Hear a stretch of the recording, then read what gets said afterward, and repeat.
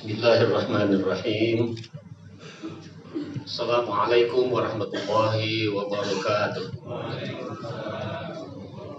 Innal hamda wa syukra lillah wassalatu wassalamu ala Rasulillah Muhammad ibn Abdullah wa ala alihi wa ashabihi wa mawalah amma ba'd. Yang saya hormati Bapak Moderator, Bapak Kepala Badan Kesbangpol yang alhamdulillah sudah hadir di tengah-tengah kita, Bapak-bapak dan ibu-ibu, para da'i, para duat, para da'iyat, para asatidz, para ustadzat, para kiai, para apa lagi nih?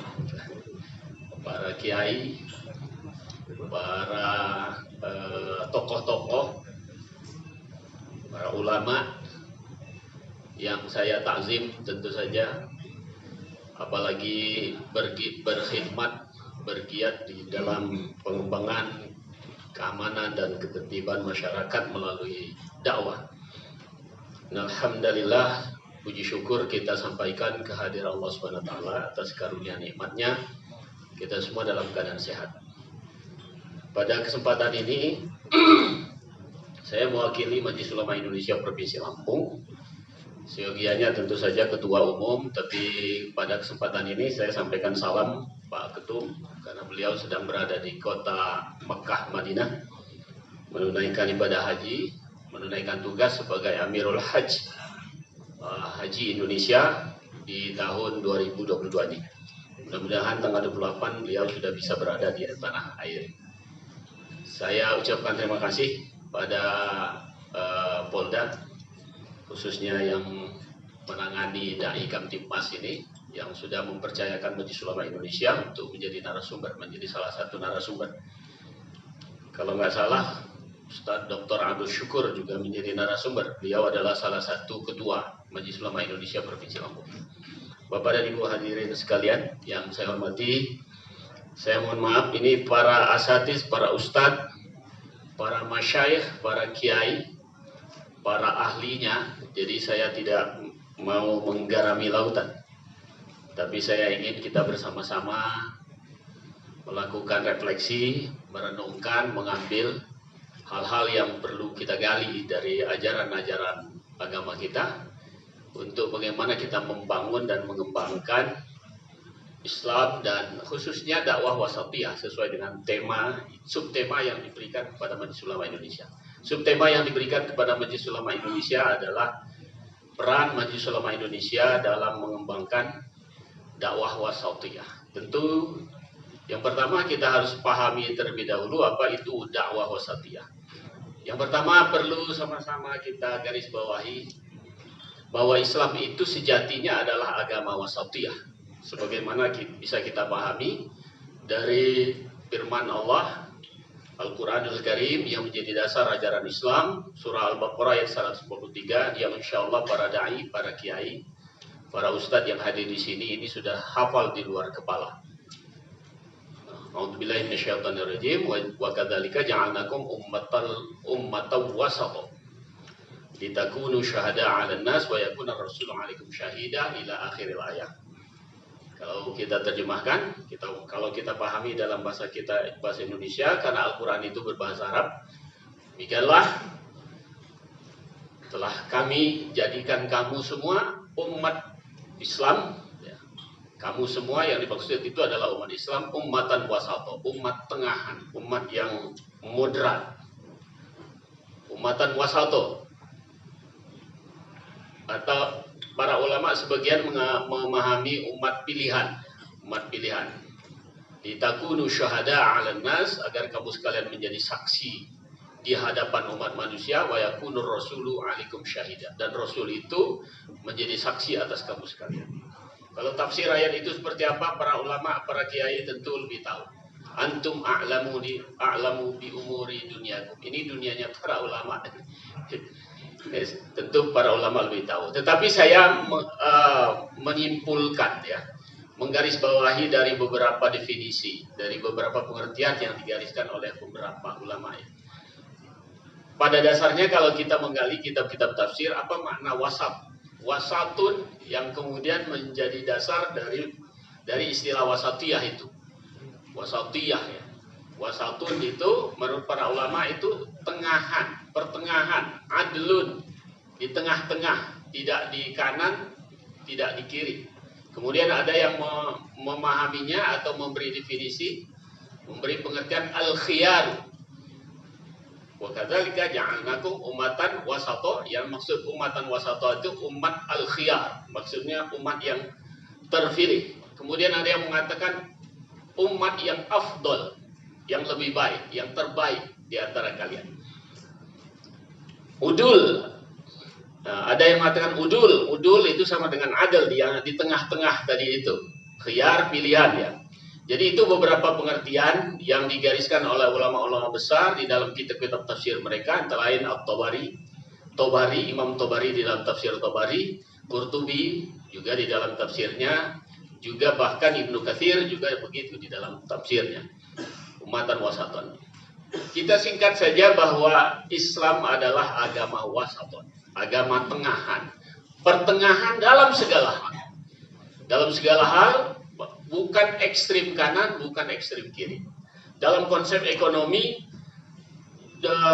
Islam itu adalah agama tengahan. Dia bukan melulu berpikir atau mengandung konsep ekonomi, tidak semata-mata materialis, juga tidak spiritualis. Kalau materialis itu semata-mata mengejar dunia, Islam itu hanya mengejar dunia atau menawarkan ajaran yang semata-mata berkecenderungan duniawi. Tetapi juga Islam tidak mengandung ajaran yang semata-mata menekankan pada aspek ukhrawi dan mengabaikan duniawi, menekankan kepada aspek spiritual dan mengabaikan materi. Tidak demikian, tetapi Islam tepat berada di tengah-tengah. Kalau kita perhatikan, ada agama atau ada ideologi, ada falsafah hidup yang sangat menekankan kepada aspek materi. Itulah yang kita sebut sebagai materialis, falsafah materialisme. Jadi tidak ada sesuatu kecuali yang ada, kecuali yang bersifat materi. Sampai mereka mengatakan tidak ada kehidupan ukhrawi, tidak ada kehidupan spiritual, yang ada hanya kehidupan material. Demikian juga ada agama yang hanya mengajarkan spiritual, bahwa kebahagiaan itu hanya ada di dalam spiritual. Jika kita sudah bisa menjaga jarak, bahkan menjauhi dunia sejauh-jauhnya, menjauhi materi sejauh-jauhnya, memisahkan diri dari materi sejauh-jauhnya, pada saat itulah maka nirwana akan didapat. Islam tidak demikian, sekali lagi Islam tidak demikian. Islam sekali lagi adalah agama wasaton. Kemudian wasaton dalam arti di sini menghindari al-ghulu, berlebih-lebihan, ekstrim dalam beragama. Apa sikap ekstrim beragama, baik dalam berakidah maupun di dalam beribadah. Berakidah melewati batas-batas, melewati kadar-kadar yang telah digariskan di dalam ajaran agama. Bahwa Nabi itu adalah Nabi, maka tidak bisa diangkat lebih dari posisi mereka sebagai Nabi. Manusia seperti apapun posisinya sebagai manusia, maka tidak bisa dilebihkan posisinya dari sebagai manusia itu, dan lain sebagainya. Itu secara proporsional. Jadi segala sesuatunya itu proporsinya sudah sangat jelas, maka tidak boleh berlebih-lebihan.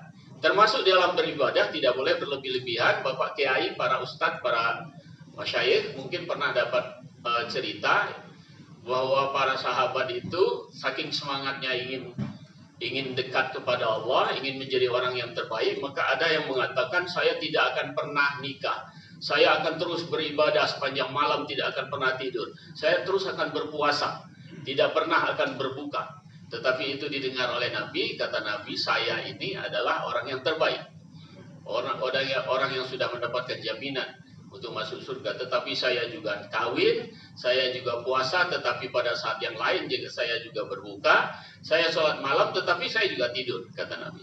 Jadi tidak ada yang berlebih-lebihan di dalam Islam. Bapak dan Ibu sekalian, kita menuju kepada dakwah wasatiyah. Karena agama Islam, karena Islam itu adalah agama yang wasatiyah, agama yang moderat, maka dakwah, cara, metode dakwah yang ditempuh haruslah cara-cara yang wasatiyah. kita lihat dulu esensi dakwah. Esensi dakwah itu adalah membimbing, mengingatkan, membimbing, mengajak manusia untuk satu, berbuat baik dalam segala hal sesuai dengan tuntunan Allah Subhanahu wa taala. Yang kedua, meninggalkan segala hal yang dilarang. Jadi bagaimana berbuat baik, terus berbuat baik. Yang kedua, jangan pernah berbuat jahat, jangan pernah melakukan keburukan-keburukan, hal-hal negatif yang bisa berakibat pada diri sendiri, keluarga, dan orang-orang lain. Kemudian bagaimana hidup bahagia di dunia maupun di akhirat. Esensi dakwah sebenarnya itu. Sehingga dengan demikian fungsi dakwah adalah menyampaikan kebenaran Islam. Yang pertama, menyampaikan kebenaran Islam. At-tabligh wal bayan. Jadi bagaimana menjelaskan Islam sebagai agama yang benar, agama yang wasati, harus dijelaskan, harus dikomunikasikan. Itulah kegiatan dakwah, at-tabligh wal bayan. Yang kedua, melakukan pemberdayaan nilai-nilai Islam.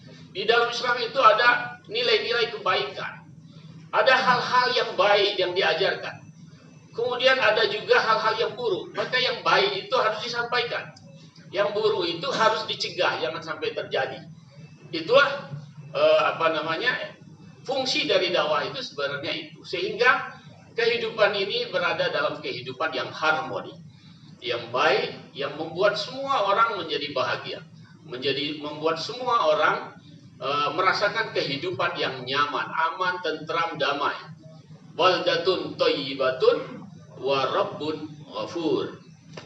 Itu kira-kira yang menjadi fungsi dakwah demikian. Yang bagian yang akhir, prinsip-prinsip dakwah wasatiyah. Yang pertama, prinsip aktual, faktual, kontekstual. Aktual dalam arti dakwah itu harus bisa memecahkan masalah yang ada di tengah-tengah masyarakat. Dakwah harus menjadi solusi, menjadi faktor solusi dari problem-problem yang sedang dihadapi. Faktual dalam arti konkret, nyata. Jadi hal-hal yang disampaikan di dalam ajaran Islam itu adalah hal-hal yang memang menjadi kenyataan. Kontekstual dalam arti relevan, menyangkut problem yang sedang dihadapi oleh masyarakat, sesuai dengan perkembangan yang terjadi. Karena kehidupan itu selalu berkembang dari hari ke hari, maka dakwah Islam itu harus kontekstual dalam arti sejalan dengan problem, dengan perkembangan kehidupan, kemajuan kehidupan masyarakat yang terus menerus mengalami perubahan dari waktu ke waktu. Kemudian prinsip yang selanjutnya, bil hikmah wal mau'izatil hasanah wajadilhum billati hi ahsan. Ini prinsip yang diajarkan oleh Al-Quran. Bil hikmah dalam arti bahwa dakwah itu harus dilakukan dengan bicara bijak, filosofis, argumentatif, dilakukan dengan adil. Argumentatif dalam arti filosofis, argumentatif tadi itu artinya dakwah itu disampaikan secara rasional sesuai dengan kaidah-kaidah berpikir. Bukan hal-hal yang, meskipun ada di dalam Islam itu hal-hal yang suprarasional, tetapi tetap disampaikan dengan cara-cara yang rasional. Dilakukan dengan adil, penuh kesabaran dan ketabahan, sesuai dengan Al-Quran dan Sunnah. Dakwah bil hikmah juga bermakna adaptif, beradaptasi dengan situasi dan kondisi mad'u yang dihadapi. Kemudian bil mau'izatil hasanah, penuh kelembutan hati. Hingga dakwah yang disampaikan itu bisa terkesan dan menyentuh hati. Islah dalam arti memperbaiki keadaan, baik keadaan seseorang, keadaan sebuah komunitas dan sebagainya. Dilakukan dengan akrab, komunikatif, familiar. Jadi bukan saya dan kamu, tetapi kita. Mudah dicerna, tidak menyudutkan atau menyalahkan, meluluhkan hati yang keras, menjinakkan kalbu yang liar, membuat seseorang merasa dihargai, rasa kemanusiaannya. Itu bil mau'izatil hasanah.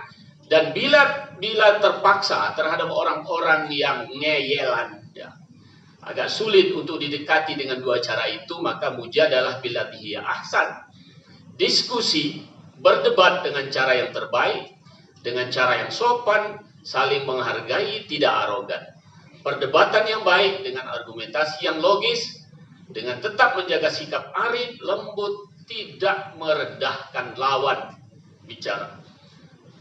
Jadi bukan ada perdebatan yang menang-menang ya. Pokoknya saya berdebat dan saya harus menang. Tidak demikian.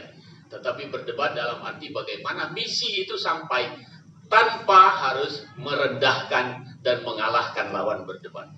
Apa kata orang Jawa itu, menang tanpa ngasurake ya.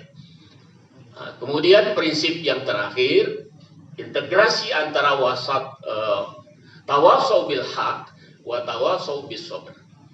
Bapak dan Ibu sekalian, Islam itu adalah agama yang hak.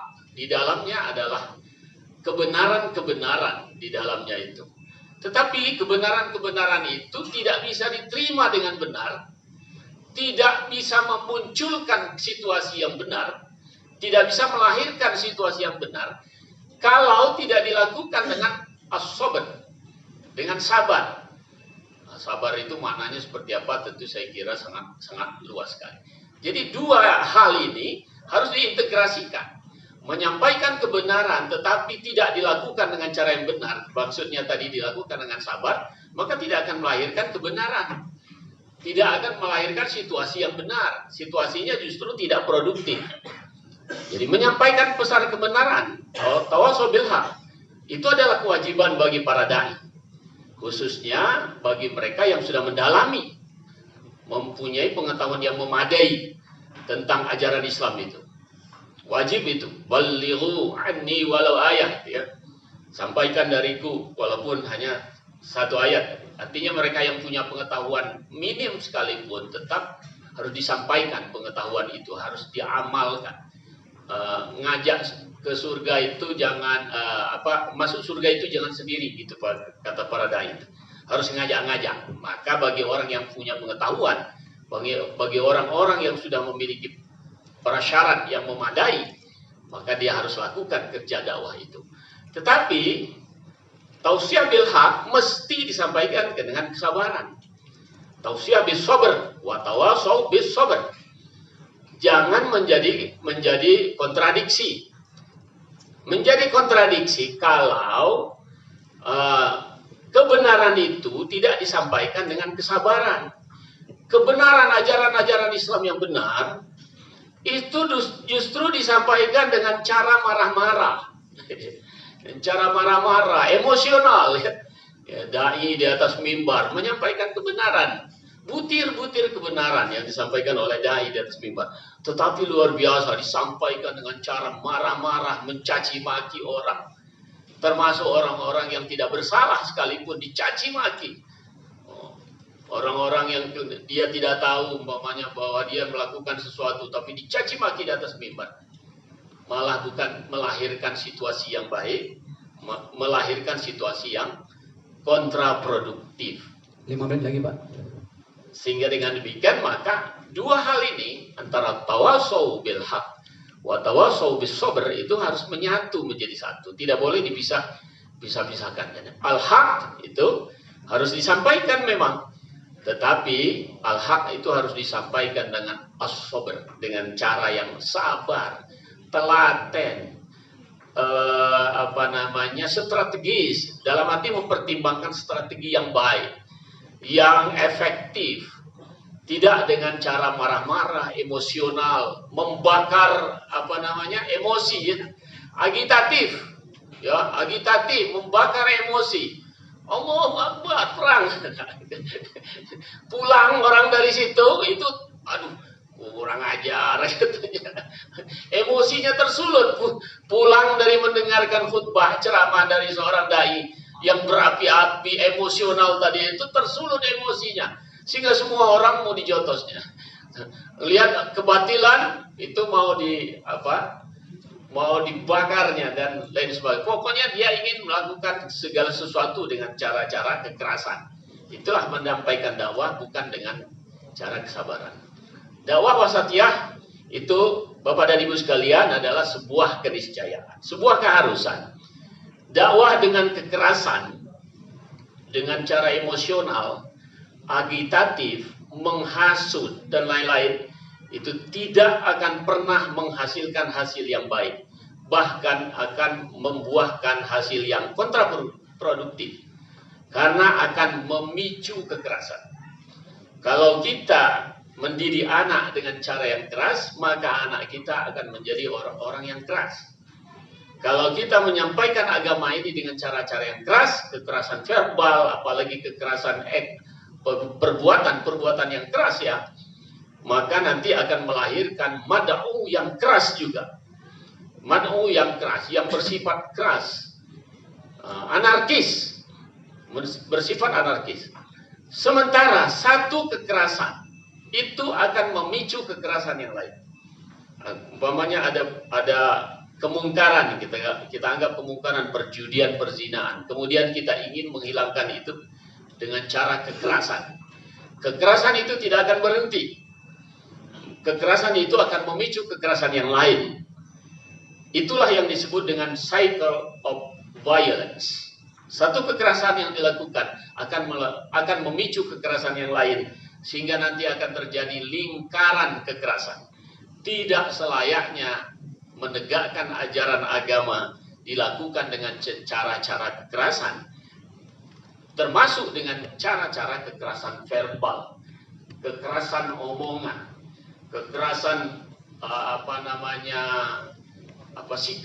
sikap seorang dai dalam menyampaikan ajaran-ajaran Islam itu, apalagi memaksa dengan kekerasan fisik. Mudah-mudahan ini menjadi bahan renungan lah bagi kita, untuk kita merancang strategi dakwah yang efektif, yang tidak melahirkan sikap-sikap kekerasan dari orang yang menerima.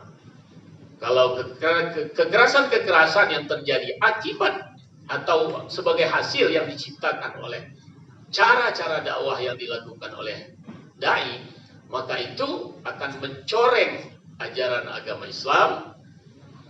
Yang kedua, akan menciptakan satu kondisi yang tidak produktif, yang tidak diinginkan oleh semua pihak, yang tidak membuahkan satu suasana yang aman, tentram, damai dalam kehidupan. Apalagi di tengah kehidupan yang sangat plural, yang sangat beragam. Di internal umat Islam sendiri sudah sangat beragam sekali, apalagi dengan sesama penganut agama yang lain. Saya kira itu sebagai pendahuluan dari diskusi kita. Mohon maaf kalau lebih dari waktu yang dialokasikan. Terima kasih. Assalamualaikum warahmatullahi wabarakatuh. Waalaikumsalam warahmatullahi wabarakatuh. Terima kasih.